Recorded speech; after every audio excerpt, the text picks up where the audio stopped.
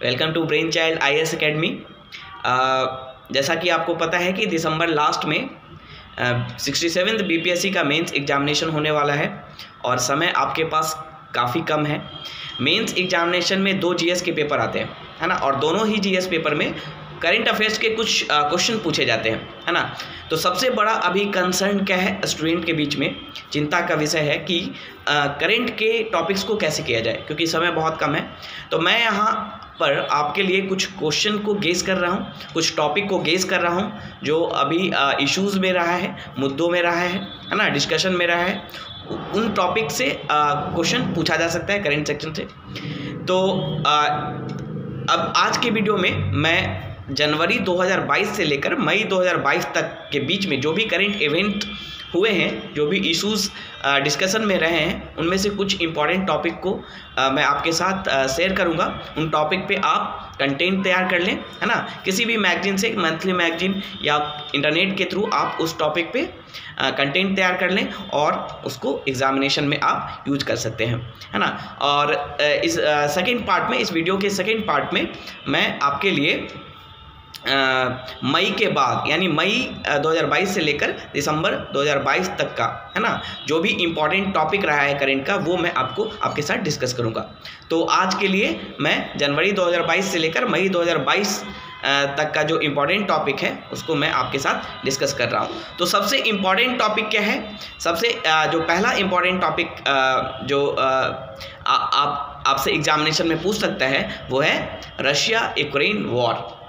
अब क्वेश्चन कैसा आ सकता है, रशिया यूक्रेन वॉर से क्वेश्चन आ सकता है कि Russia Ukraine war as a whole का क्या कारण है और इंडिया का क्या स्टेक है ना, इंडिया का क्या स्टेक है, इंडिया पर इस पे कैसे असर पड़ रहा है या असर पड़ेगा।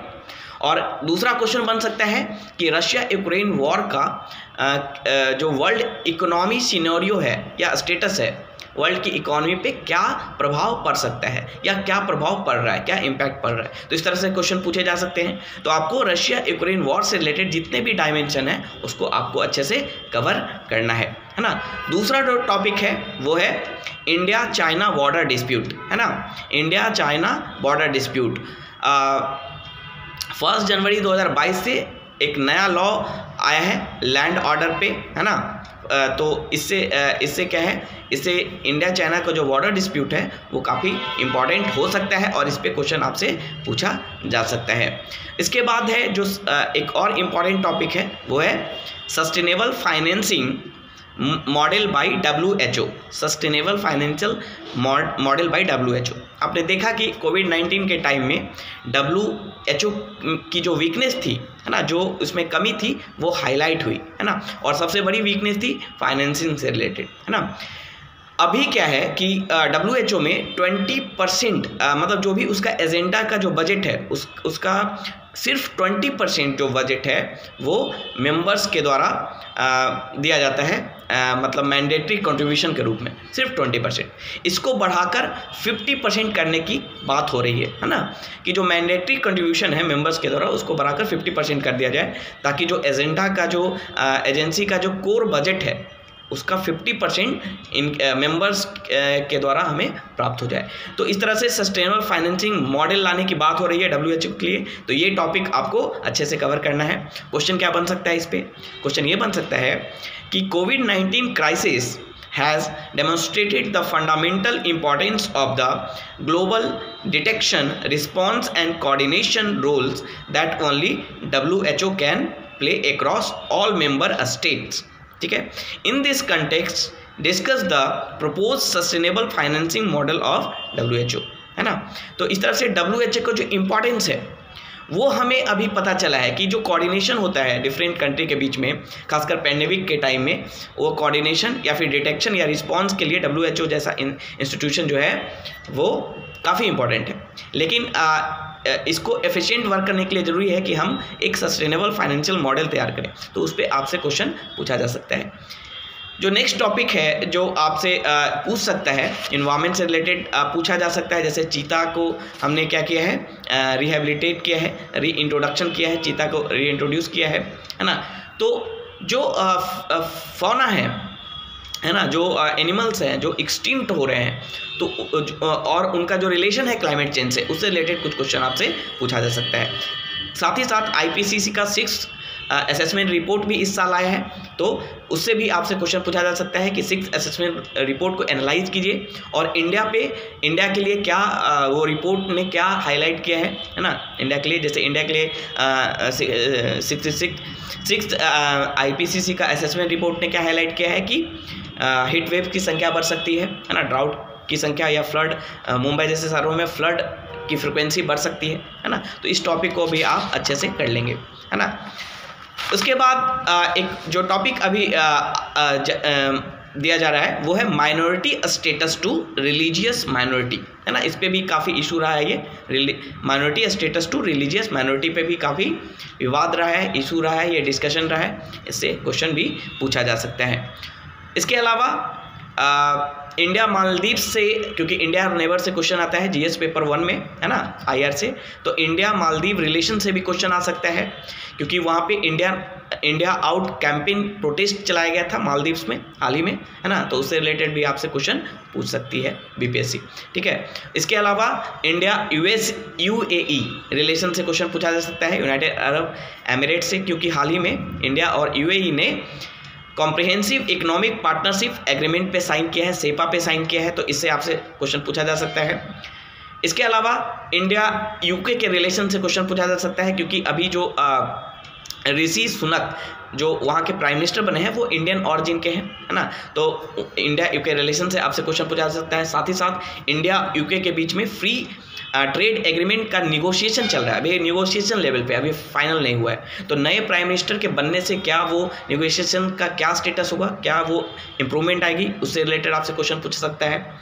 इसके अलावा इकोनॉमिक्स की बात करें तो सोवरेन ग्रीन बॉन्ड करके आपसे क्वेश्चन पूछा जा सकता है, सोवरेन ग्रीन बॉन्ड जो इन्वायरमेंट से रिलेटेड है, ये भी एक इशू रहा है, करंट डिस्कशन टॉपिक रहा है। इसके अलावा यूनिफॉर्म सिविल कोड से क्वेश्चन पूछा जा सकता है ना, उत्तराखंड ने यूनिफॉर्म सिविल कोड लागू करने की पहल की है ना, और पैन इंडिया लेवल पे भी ये डिस्कशन चल रहा है कि यूनिफॉर्म सिविल कोड लाया जाए, तो यूनिफॉर्म सिविल कोड पे भी आप कंटेंट तैयार करके रखें। इसके अलावा draft India data accessibility and use policy, है ना, data accessibility and use policy 2022, ये ड्राफ्ट नोटिफिकेशन निकला है, तो उससे रिलेटेड भी आपको कंटेंट तैयार रखना है ना। और हाँ, श्रीलंका क्राइसिस से क्वेश्चन आ सकता है कि श्रीलंका क्राइसिस क्या है और इंडिया पे इम्पैक्ट क्या पड़ सकता है, क्योंकि आपको पता है कि कई सारे तमिलियंस जो हमारा जो कल्चरल लिंकेज है ना, जो नॉर्दर्न श्रीलंका है वहाँ पे श्रीलंकन तमिल्स रहते हैं और जो इंडियन तमिल्स हैं उनसे काफ़ी इमोशनली अटैच है, तो श्रीलंका में जो क्राइसिस है वो इंडिया को कैसे इम्पैक्ट कर सकता है और India as a big brother in Asia, है ना, क्या रोल प्ले कर सकता है, इस तरह से क्वेश्चन आपसे पूछा जा सकता है। इसके अलावा इंडिया जापान से क्वेश्चन आ सकता है रिलेशन से, क्योंकि 17th एनिवर्सरी पूरा हुआ है इंडिया और जापान के डिप्लोमेटिक रिलेशन का, 70 साल पूरा हुआ है डिप्लोमेटिक रिलेशन का, तो उससे क्वेश्चन आपसे पूछा जा सकता है। इसके अलावा इंडिया UAE जैसा हमने डिस्कस किया, सेपा अभी साइन हुआ है इंडिया और UAE के बीच में, है ना। इंडिया आर्कटिक पॉलिसी से भी क्वेश्चन पूछा जा सकता है, काफ़ी हाईलाइटेड है अभी इंडिया आर्कटिक पॉलिसी, यानी आर्कटिक रीजन के लिए इंडिया की पॉलिसी क्या है, उससे भी क्वेश्चन पूछा जा सकता है। फिर बिम्स्टेक को अभी एक इसको देखने का नज़रिया थोड़ा बदला है ना। बिम्स्टेक को सब रीजनल ऑर्गेनाइजेशन के रूप में देखा जाता था, लेकिन अब इसे रीजनल ऑर्गेनाइजेशन के रूप में देखा जा रहा है ना, रीजनल ऑर्गेनाइजेशन के रूप में देखा जा रहा है, और सार्क से इसका कंपैरिजन किया जा रहा है, सार्क को ये रिप्लेस कर सकता है बिम्स्टेक, है ना। उसके अलावा है WHO का पैंडेमिक ट्रीटी, है ना, पैंडेमिक ट्रीटी करके एक जो प्रपोजल है, ट्रीटी है, उस पर आप कंटेंट तैयार कर लें, है ना, पैंडेमिक ट्रीटी पे क्वेश्चन आ सकता है ना। सागरमाला जो प्रोग्राम था इंडिया का, है ना, उसमें उसका 7 साल पूरा हुआ है, तो उस पर क्वेश्चन पूछा जा सकता है ना। एक मिशन स्टार्ट हुआ है इंडियन गवर्नमेंट के द्वारा, नेशनल डिजिटल टूरिज्म मिशन, है ना, तो इस पे भी क्वेश्चन लाइकली है कि पूछा जा सकता है ना, ये भी डिस्कशन का पार्ट है अभी। इसके अलावा IPCC का 6th असेसमेंट रिपोर्ट है उससे क्वेश्चन पूछ सकता है ना। Disaster management plan of ministry of Panchayati Raj, ministry of Panchayati Raj का जो डिजास्टर मैनेजमेंट प्लान है उससे क्वेश्चन आ सकता है, क्योंकि डिजास्टर जो पंचायती राज है वो फेवरेट टॉपिक है बीपीएससी का, उससे क्वेश्चन पूछा जा सकता है। उसके बाद एक कंसेप्ट है केयर इकोनॉमी, है तो केयर इकोनॉमी से क्वेश्चन आ सकता है आपका, है ना। इलेक्शन फ्रीबीज, ये भी काफ़ी डिस्कशन में रहा है, इलेक्शन फ्रीबीज, है ना। तो इससे क्वेश्चन आपसे पूछा जा सकता है इलेक्शन फ्रीबीज से। इसके अलावा